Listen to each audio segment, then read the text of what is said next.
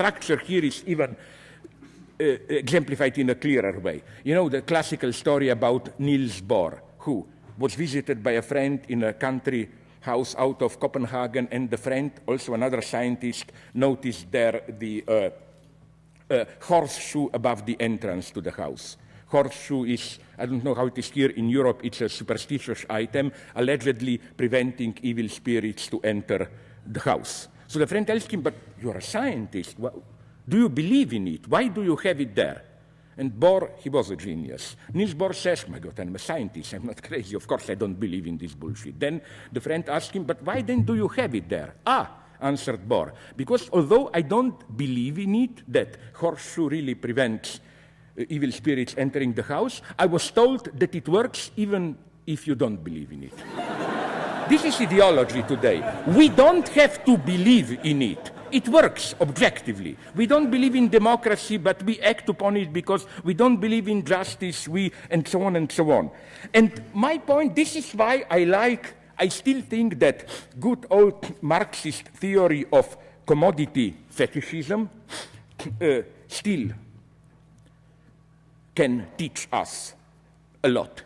Because, you know, when we speak about Marxist theory of commodity fetishism, the notion that commodity, money, is a magical object, and so on and so on, we fetishize it, one should be very careful what Marx is saying there. He is not saying we think that money is a magical object. In reality, money is just a social object, a social product, and so on. No, Marx says something much more wonderful. Marx says, of course we know that every one of us knows that there is nothing magical about money. In our everyday ideology, we are not mystics, we are rational utilitarians.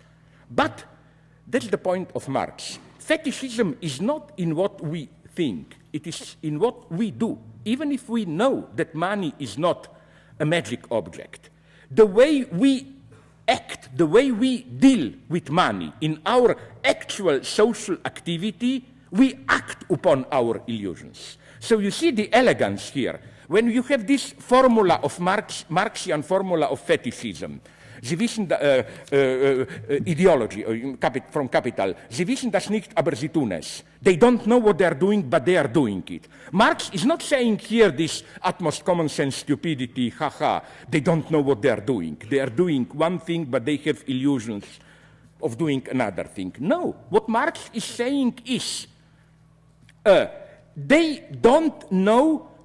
What do they don't know? Not what reality is, but they don't know the illusions they follow in their reality, in their real social interaction. To give you an extremely simple example of this, take a typical adolescent. You don't even need psychoanalysis to understand this. He will tell you, my father is a jerk.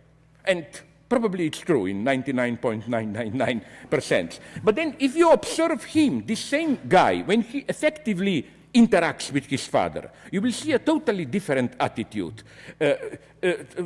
Usually this is a kind of historical provocation. You provoke your father, oh, you are a jerk, in order to, basically, you love him and want him to love him and want to assert his authority and so on and so on. So you see the paradox. It's not simply what you think and how things really are. We have here something which we cannot but call objective illusion or objective belief. Even if you don't, you believe more than you think you believe. You can believe without believing, subjectively. You believe in your acts. And this is where I claim today ideology is functioning.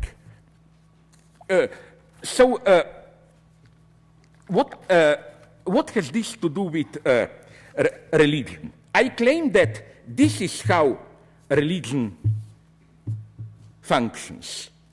We believe much more, even if we pretend not to believe. We believe objectively through our acts and so on. Here I would have to develop another old theory which I articulated in my book, Plague of Fantasies, the wonderful theory invented by my friend Robert Faller, a young Austrian philosopher, about so-called interpassivity. The basic idea being, it's a wonderful theory, that not only there is not only interactivity, where others can be active for us, do things for us. Faller's idea was, what about interpassivity in the sense of others who can be passive for us? The original idea came to both of us. We worked on this together, but then I must admit it, he invented the term. He generated the concept. First, we started with so-called primitive societies. So-called. You will see why I say so-called. Like, you know, for example, in some tribal societies, even in parts of today's ex-Yugoslavia, I heard, you have this, I don't know what's the term, women whom you hire to cry for you. So that you can sit down, and when your father dies, you can do more profitable things, negotiate how much property you get, but you hire others to cry for you. Now, you will say, this is primitive. Oh, let's move a step up. Isn't exactly the same idea at work in these Tibetan praying mills and so on wills? No? You write a prayer, you put it in there, you turn it around, or even better, it's turned around by wind, and then, how should I put it, objectively you are praying. You may think about sex, whatever, but you are praying through the other. Now, of course, I'm sorry if you know it, another repetition, but I will now give you an example which will refute the idea that, this goes for primitive societies. If this goes for primitive societies, then we, by we I mean we who participate in modern global TV culture, definitely live in a primitive society. I claim that the so-called canned laughter which is part of the TV soundtrack, is, I think, the greatest contribution of United States to world culture in the 20th century. Why? Are you aware how magic this effect is? Listen, I come home in the evening tired as a dog. I turn on TV, Friends, Cheers, whatever. And I look at it, I don't laugh, I'm too tired. The TV set laughs. But I wonder if you are the same idiot as me, and I think I'm not alone here. The magic thing is that at the end of the show, I feel relaxed as if I have laughed. Literally, the TV's, so it's totally wrong, those who claim that the function of canned laughter is in a kind of a Pavlovian conditional reflex to trigger your laughter. No, it's more radical. It literally laughs for you. And what I claim is that the same goes for religious beliefs up to a great point today. We don't need to believe, we need another one, to use the Lacanian terms, subject supposed to believe. And this other one can even if he doesn't exist, he has, or it or she has to exist only as a presupposition. For example, let me give you an example, very primitive one, old one also. It's Christmas time, Santa Claus, blah, blah. Okay. I ask you, why did you buy presents to your kid? Of course, you will say, I'm not an idiot. I don't believe in Santa Claus.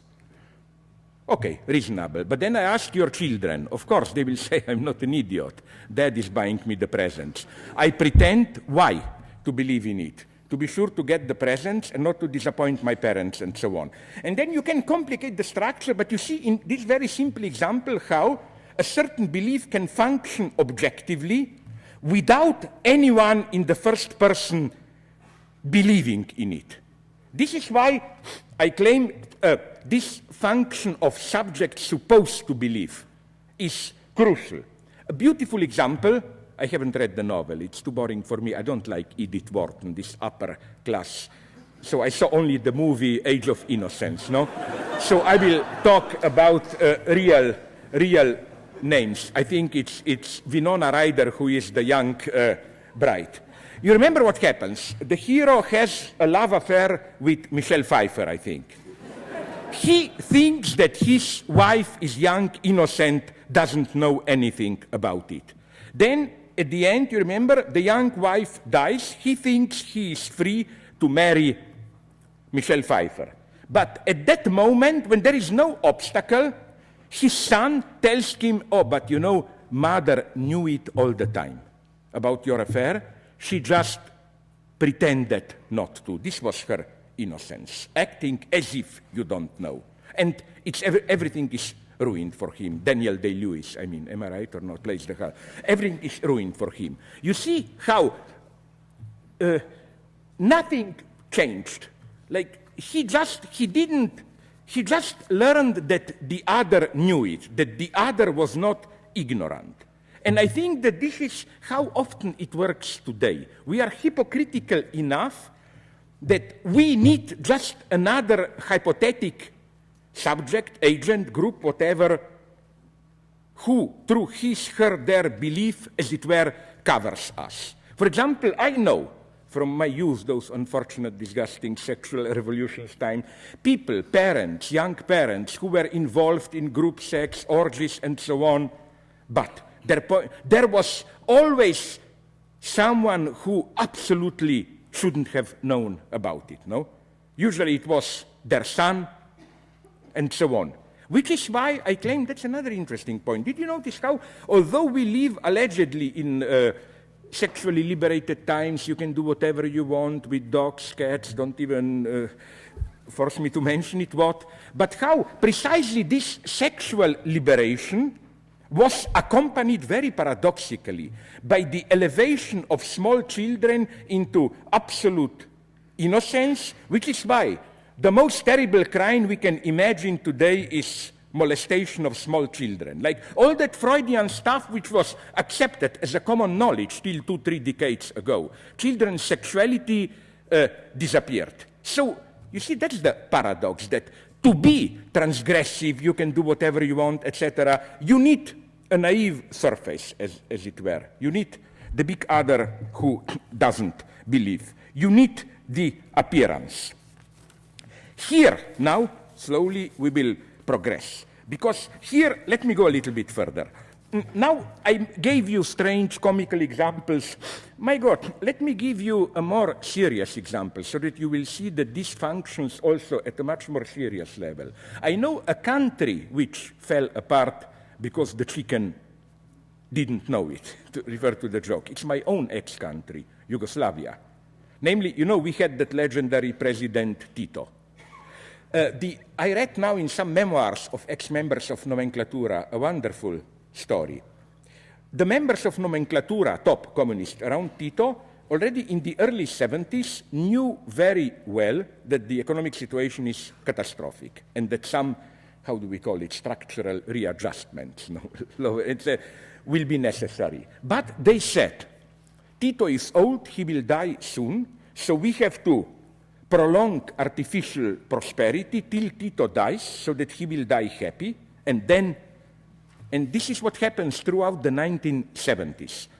Yugoslavia acquired an incredible debt to prolong throughout the 1970s the artificial prosperity. Then, 1980, Tito died, and the economic crisis hit Yugoslavia in much stronger way than it would have hit it 10 years earlier, and then, because it wasn't possible to resolve it, you got rising nationalism, because then the only way for local communist parties in each republic to legitimize their role was to present themselves as protectors of local economic interests, nationalist interests, and so on and so on. Everything went wrong. So one can literally say this, but to give you an example which is even have a certain nobility, can you imagine a situation in a family where, let us say, now I will not